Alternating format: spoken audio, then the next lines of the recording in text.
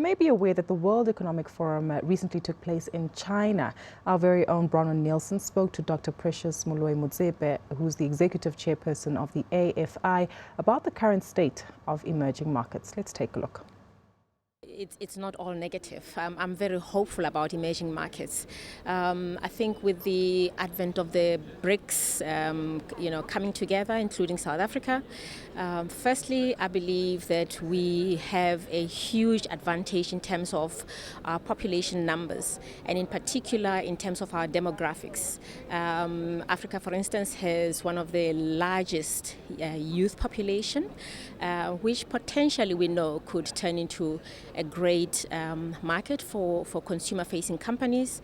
It also has the potential of serving as a future human resource for Africa and other emerging economies, as well as emerged markets. So I'm very hopeful as far as that is concerned. The other thing that I'm very hopeful about is in the healthcare space in particular. Here in Dalian, I've just been in a session where we talked about technology, and I think with the advances that are being made in terms of technology, how we can use technology to improve on access to healthcare for emerging markets, particularly the poor countries. If you're looking also at the continent itself, access to health, as well as leapfrogging some of the advances that had been made in the West, and we can quickly get to a stage where we can provide the best healthcare for very affordable prices for our huge population. Do you think that Africa is doing enough when it comes to investing in technology?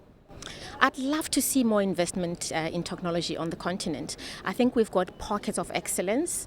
If you look at South Africa, for instance, in Cape Town, I am part of this, we lead social entrepreneurship on the continent with the World Economic Forum. And there are some amazing young people in Cape Town who are using technology to improve and bring solutions to some of the, particularly again, healthcare needs.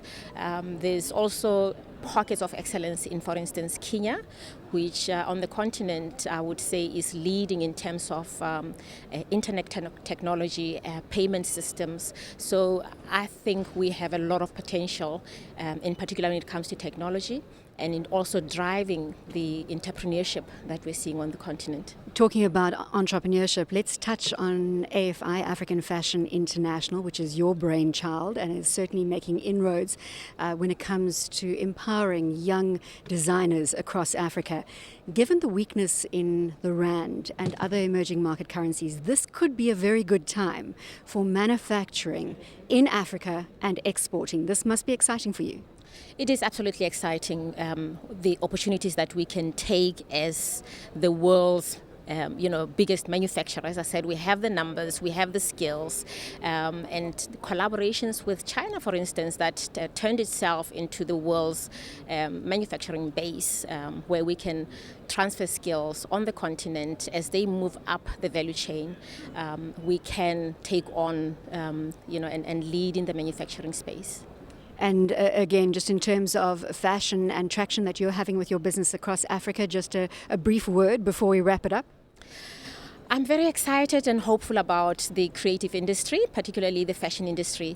We've seen in South Africa how we have large numbers of your high-end companies that are coming to South Africa in an attempt to penetrate the continent.